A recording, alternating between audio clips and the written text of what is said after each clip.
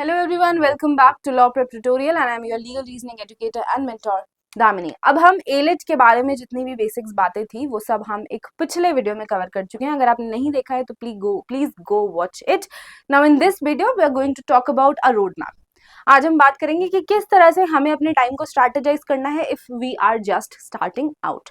बहुत सारे लोग होंगे जिन्होंने अभी अपना माइंड मेकअप किया होगा कि यार अब मुझे अपनी प्रिपरेशन स्टार्ट करनी है ना। तो अभी ये वीडियो उन्हीं लोगों के लिए है। So let's get started. अब सबसे पहले हमको ये करना है कि हमें अपना जो बचा हुआ टाइम है उसको डिवाइड करना है। हम कैसे डिवाइड करेंगे वो मैं आपको बताती हूँ, ठीक है। बट कुछ चीजें हैं जिनके बारे में हम बात करेंगे कि सबसे पहले टाइमलाइन के बारे में हम बात करेंगे, बट उससे पहले कुछ चीजें मैं आपको बता देती हूँ कि सबसे पहले हम अपने फंडामेंटल्स पे काम करना चालू करेंगे। सबसे पहले हम अपने बेसिक्स पे काम करना चालू करेंगे और छोटे छोटे जो हैं अपने गोल्स बनाएंगे, है ना। हम अपने टाइम को छोटे छोटे पार्ट में डिवाइड करके छोटे छोटे गोल्स बनाएंगे। हम स्टार्ट करेंगे वीकली गोल्स बनाने से, ठीक है। अगर आप ये सोचो कि अगले 6 महीने में मुझे ये चीज अचीव करनी है, तो आप जब छोटी छोटी चीजें अचीव करोगे तभी आपके अंदर एक कॉन्फिडेंस आएगा और उन छोटी छोटी चीजों के थ्रू आप एक बड़ी चीज अचीव कर पाओगे, ठीक है। तो ये मत सोचना कि भाई ओवरनाइट मैं तो मास्टर कर लूंगा या कर लूंगी किसी सब्जेक्ट को, ठीक है। चलो लेट्स सी कि सबसे पहले हमें अपने टाइम को डिवाइड कैसे करना है। Now if you have 5 months, you have to spend the first 2 months working on your basics. You have to work on your foundations, you have to work on your core skills. अब एक core skill सबसे ज्यादा जरूरी जो होती है elite के लिए वो ये होती है कि भाई हम लॉजिकल रीजनिंग सेक्शन को कैसे अटेम्प्ट करें। बिकॉज लॉजिकल रीजनिंग सेक्शन एक बहुत बड़ा वेटेज रखता है एलिट के एग्जामिनेशन में, और उसमें सिर्फ लॉजिक नहीं, उसमें कभी कभी लीगल जो है वहां से भी क्वेश्चन आ जाते हैं, लीगल डोमेन से भी क्वेश्चन आ जाते हैं। तो पहले बात करते हैं कि फर्स्ट 2 मंथ्स में हम अपने फाउंडेशन पे काम करेंगे। उसके बाद फ्रॉम द 3rd मंथ हम अपने एक बार सिलेबस को खत्म करके हम सेक्शनल टेस्ट पे मूव कर जाएंगे। अब क्या हम पहले 2 महीने में सेक्शनल टेस्ट अटेम्प्ट नहीं करेंगे? हम बिल्कुल करेंगे, बट हम उनकी फ्रीक्वेंसी कम रखेंगे। But when we go to the 3rd month, जब हम सारे बेसिक्स खत्म कर देंगे तब हमने अपने सेक्शनल्स की फ्रीक्वेंसी बढ़ा देनी है, ठीक है। We will increase the frequency of our sectionals and then after that in 4th month we will start attempting full length mocks, ठीक है। तो हमें सबसे पहले बेसिक्स पे काम करना है, फिर हमें चेक करना है कि हमारे उन बेसिक्स से हमको कितना आता है कितना नहीं आता है, वेयर वी आर स्टार्टिंग। फिर हमको फुल लेंथ प्रैक्टिस पे जाना है और फिर फाइनली हमें इंटेंसिव रिविजन पे फोकस करना है इन द लास्ट मंथ। क्योंकि एग्जाम से पहले और तो कुछ करो मत, लेकिन रिविजन जरूर कर लो। बहुत सारे लोग ये मिस्टेक करते हैं that they do not revise even once. उनको लगता है कि यार हमने अपना सिलेबस खत्म कर दिया, ठीक है, हमने सारी पढ़ाई कर ली, but revision is a must. Revision के बिना आप जितना भी पढ़ रहे हो ना उसको कोई मतलब नहीं निकलेगा, ठीक है। तो सबसे पहले कैसे करना है, फर्स्ट मंथ जो है फाउंडेशन अपना कैसे बिल्ड करना है। सबसे पहले फिगर आउट करो कि सिलेबस क्या है।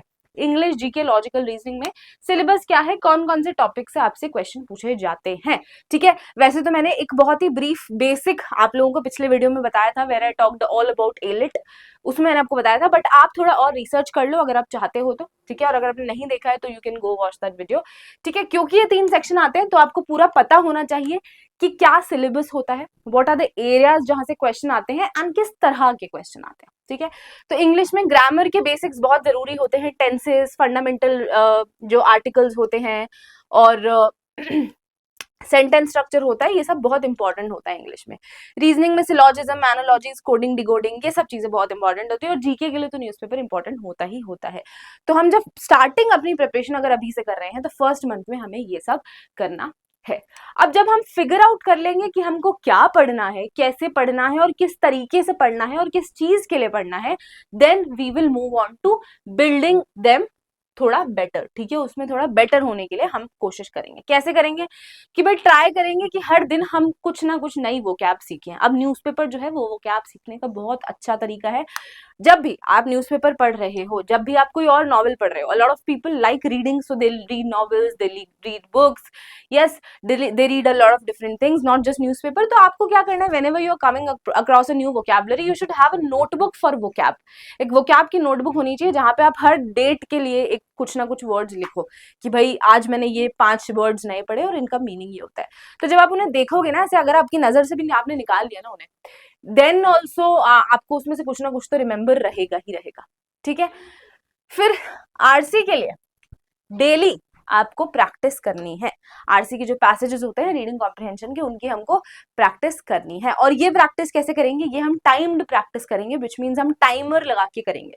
क्यों? क्योंकि हमें पता करना है कि हम कितना टाइम ले रहे हैं, कहीं हम ज्यादा टाइम तो नहीं लगा रहे हैं, या कहीं हम जल्दी जल्दी के चक्कर में तो कोई गलती नहीं कर रहे हैं। कभी कभी क्या होता है कि हमें लगता है कि टाइम निकलता जा रहा है, तो हम जल्दी जल्दी में क्वेश्चन अटेम्प्ट करते हैं एंड आती हुई चीज भी हम गलत कर देते हैं। ठीक है, तो इसलिए टाइमर लगा के पढ़ना is an important part. Then reasoning में puzzle, seating arrangement, blood relations को हमें क्या करना है, हमें करना है practice. We do not have to sacrifice the practice, क्योंकि हम सिर्फ थ्योरी पढ़ रहे हैं। थ्योरी पढ़ के कुछ नहीं होगा, प्रैक्टिस से ही आपकी स्पीड बिल्ड होगी, प्रैक्टिस से ही आपके कंसेप्ट बिल्ड होंगे, प्रैक्टिस से ही आपको समझ में आएगा कि क्या रेलेवेंट है क्या नहीं है and where am I standing. और स्टैटिक जीके जो है it should be going on alongside your daily current affair reading. अब जब भी हम करंट अफेयर पढ़ते हैं ना, तब हमारी स्टैटिक की रीडिंग तो बहुत सारी अपने आप भी हो जाती है। कैसे हो जाती है कि भाई जब हमने मान लो कि कुछ ऐसा करंट अफेयर आया जिसमें इंटरनेशनल रिलेशंस की बात हुई। अब इंटरनेशनल रिलेशंस में दो कंट्री हो सकती है, let's say India and Israel. तो उसमें इजराइल के पॉइंट ऑफ व्यू से भी बातें जरूरी हो जाएगी और उसमें इंडिया के पॉइंट ऑफ व्यू से भी बातें जरूरी हो जाएगी। अब अगर उसमें ट्रेड रिलेटेड किसी चीज की बात है ना, तो उसमें इंडिया में क्या ट्रेड रिलेटेड प्रोविजंस हैं, ठीक है, वो आपको पता होने चाहिए। ठीक है, क्या जो रेलिवेंस है, किस वजह से ये इशू हुआ है, ठीक है, और क्या क्या वो स्टैटिक पार्ट है। तो उससे रेलिवेंट जितना भी स्टैटिक पार्ट है, ठीक है, अगर वाटर को लेकर ट्रीटी हुई है तो वाटर के आसपास की जितनी भी बेसिक बातें हैं ज्योग्राफी में कि भाई क्या रिवर है, कौन सा यहाँ कौन से पानी का सोर्स है, ऑल ऑफ दैट। ठीक है, तो वो जब आप जीके की आपकी क्लासेस होती हैं या जीके के अगर आप सेशंस देखोगे यूट्यूब पे, if you are not taking any classes, तो उसमें भी आपको बताया जाता है कि किस तरह से आपको करंट अफेयर्स के साथ साथ स्टैटिक जीके कवर करनी है, क्योंकि एक कंसेप्ट से सिर्फ करंट अफेयर्स नहीं, उसके साथ के रेलेवेंट स्टैटिक टॉपिक भी कवर हो जाते हैं। ठीक है, फिर उसके बाद जब हम ऑलमोस्ट पूरा कर रहे होंगे अपने सिलेबस, हम आ चुके होंगे अपने थर्ड मंथ में, जहां पे हम बची हुई रिमेनिंग जो रीजनिंग के पार्ट है, सीआर और स्टेटमेंट अजम्पशन बेस्ड चीजें हैं, उनको खत्म करेंगे। इंग्लिश में parajumble, sentence correction, error spotting, इनके बारे में बात करेंगे। और सेक्शनल टेस्ट पे भी अब हम टाइमर लगाने लग जाएंगे। ठीक है, अभी तक हम क्या कर रहे थे, हम टेस्ट वगैरह शायद उतना टाइमर लगा के नहीं दे रहे थे, बट क्योंकि अब हमारा कंसेप्ट क्लैरिटी बिल्ड हो गई है 2 महीनों में, तो अब हम टेस्ट जो हम प्रैक्टिस कर रहे हैं उनपे भी टाइमर लगाएंगे। ठीक है, और अपनी जो एरर नोटबुक है ना, एरर नोटबुक को हमको मिस आउट नहीं करना है, चाहे हम फर्स्ट मंथ में हो, चाहे सेकंड में हो, चाहे थर्ड में हो, चाहे फोर्थ में हो, चाहे फिफ्थ में हो, हमें अपनी एरर नोटबुक को बहुत ज्यादा सीरियसली लेना है। अब देखो, इन दीज फर्स्ट 3 मंथ्स मॉक्स हमको मिस नहीं करने हैं। हमारा हर संडे अगर एक मॉक होना है, हमको कोशिश करनी है कि हम हर संडे एक मॉक दें, एटलीस्ट एक मॉक एक वीक का तो बनता है। But when we will reach in the 4th month, you have to increase the frequency of your mocks, कि आप 2 मॉक्स दे रहे हो हफ्ते के, लेकिन 3 से ज्यादा मॉक्स नहीं देने। 3 mocks is the max for a week. ठीक है, तो अगर आप वीक के 2 मॉक्स भी दे रहे हो, 1 on Wednesday 1 on Sunday, then that is also good to go. ठीक है, तो आपको मिनिमम 1 से 2 जो है अपने मॉक्स देने हैं। और सिर्फ मॉक लिखना इनफ नहीं होता है, मॉक एनालिसिस करना भी इंपॉर्टेंट होता है। तो जो हम एरर की नोटबुक की अभी बात कर रहे थे, एरर लॉगबुक की बात कर रहे थे, उसमें आपको ये भी देखना है कि आपने कौन से मॉक में किस क्वेश्चन में किस वजह से मिस्टेक करी। अगर आपने उस क्वेश्चन को छोड़ा तो कौन से मॉक में कौन सा क्वेश्चन आपने अनअटेम्प्टेड छोड़ा और क्यों छोड़ा। ठीक है, अगर आपने कोई क्वेश्चन अटेम्प्ट किया बट वो गलत हुआ, तो क्यों गलत हुआ, क्या आपको उसका आंसर नहीं आता था, आपने तुक्का मारा, या फिर आप उसको अटेम्प्ट कर रहे थे बट टाइम की वजह से, क्योंकि आप टाइमली प्रेशर में थे, तो आपने आंसर गलत मार्क कर दिया, या फिर just a silly mistake was there. तो ये सब चीजें अगर आप जब लिख के रखोगे ना अपनी नोटबुक में, और जब आप वापस जाओगे उस नोटबुक पे, तब आपको रियलाइज होगा कि यार हाँ, बार बार कोई चीज हमारे सामने आती है तो हमारा ब्रेन उसको रजिस्टर कर लेता है। ठीक है, तो वो एरर लॉगबुक को हमको इस टाइम पर भी बहुत सीरियसली लेना है। और पीवाईक्यूज तो जैसा मैंने बोला कि पीवाईक्यूज तो हमको बिल्कुल भी मिस आउट नहीं करने हैं। So once we are done with the syllabus, we have to look at the PYQs कि यार हाँ, अब सिलेबस मुझे आता है, let me solve the PYQs and let me figure out that what are the kind of questions that have been asked earlier in the previous years. ठीक है, तो पीवाईक्यू हम एनालाइज करेंगे सेक्शन बाय सेक्शन, और हम accuracy track करेंगे। हम ये नहीं देखेंगे कि मैंने कितने ज्यादा क्वेश्चन अटेम्प्ट कर लिए, हमें ये देखना है कि हमने कितने क्वेश्चन ज्यादा सही किए। Number of questions that you have attempted, उससे ज्यादा इंपॉर्टेंट ये है कि आपने शायद कम अटेम्प्ट दियो पर सही दियो। ज्यादा अटेम्प्ट करने से ज्यादा मार्क्स नहीं आते हैं, सही अटेम्प्ट करने से ज्यादा मार्क्स आते हैं। ठीक है, because there is a negative marking, ठीक है।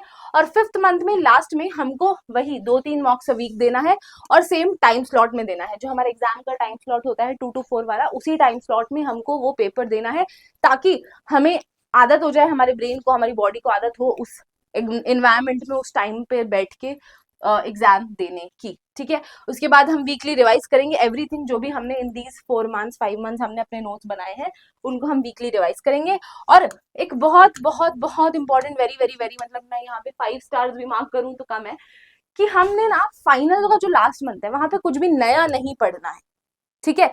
Don't read anything new in the last few days और the last few weeks of the examination, क्योंकि that is not going to serve any purpose to you, ठीक है। और अगर आपको चाहिए तो आप OMR बबलिंग भी जो है उसको ट्राई कर सकते हो। गूगल पे बहुत सारे आपको OMR के वो मिलेंगे, तो आप उस पर भी प्रैक्टिस कर सकते हो। अगर आपको चाहिए कि भाई OMR की मुझे प्रैक्टिस करनी है, कैसे फिल होता है, कितना टाइम लगता है, ठीक है, तो आप वो चीज भी कर सकते हो, ठीक है।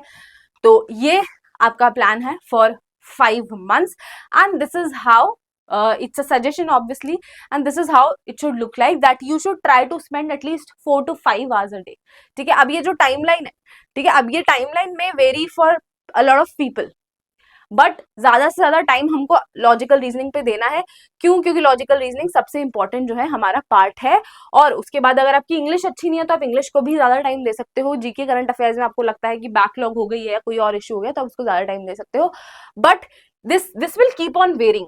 Now this is just a basic idea कि भाई इस तरह से आपको अपने टाइम को डिवाइड करना है, कि अगर आप दिन में 5 घंटे पढ़ रहे हो तो तीनों सेक्शंस को टाइम दो, जिस हिसाब से आपको रिक्वायर्ड है उस हिसाब से तीनों सेक्शंस को टाइम दो, और थोड़ा टाइम रिवीजन के लिए भी दो। आप ये भी कर सकते हो कि वीक के एंड में ऑन संडे आपने पूरे हफ्ते जो पढ़ा है डेली 4-5 घंटे आप उसको रिवाइज करो। Sunday, keep Sunday is only for revision, that also you can do, ठीक है। So this is how your 5 months look like, and there are some things that you should definitely keep in mind कि blind guessing नहीं करना है, because there is negative marking. तो हमें blind गेसिंग बिल्कुल नहीं करना है, ज्यादा क्वेश्चन अटेम्प्ट करने की कोशिश में क्वेश्चंस को गलत नहीं करना है, और बहुत सारा मटेरियल इकट्ठा करके मत रखो यार, जितना इनफ है ना, जो आपको मटेरियल इनफ है। अगर आपको लग रहा है कि यार मुझे एक पर्टिकुलर टीचर के दिए हुए नोट से समझ में आ रहा है, just stick to that.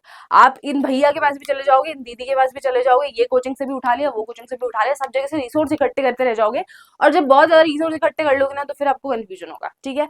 So pick one source, बहुत ज्यादा होल्ड मत करो चीजों को, एंड मॉक एनालिसिस को बिल्कुल भी स्किप मत करो। मॉक अटेम्प्ट करना ही इनफ नहीं होता, मॉक एनालिसिस भी करना जरूरी होता है। जो वीक सेक्शंस हैं उससे डरकर हमें नहीं भागना है, because they are weak, so you know let's avoid them, don't do that, don't avoid difficulties, face them, क्योंकि एग्जाम में हो सकता है वही आपको शायद ज्यादा मार्क्स दिलवा दे, ठीक है। एंड ये सब हमें ध्यान में रखना है, मॉक्स अटेम्प्ट करने हैं, रिवीजन पे ध्यान रखना है, और एग्जाम में क्या क्या लेके जाना है ऑब्वियसली जब नोटिफिकेशंस आउट होंगे और जब हम इन सब चीजों के बारे में बात करेंगे तब आपको बताया जाएगा। लेकिन अपनी जो स्लीप है, अपनी जो नींद है, उस पर थोड़ा कॉम्प्रोमाइज मत करना, बिकॉज अगर आप फ्रेश ब्रेन से ये सब चीजें करोगे तो आपको चीजें जल्दी रजिस्टर होगी और अच्छी तरह से रजिस्टर कर पाओगे, ठीक है। Alright, so that is it guys, that is it from my end, and I will see you guys in another video. Till then, take care, bye bye, and have a very good time.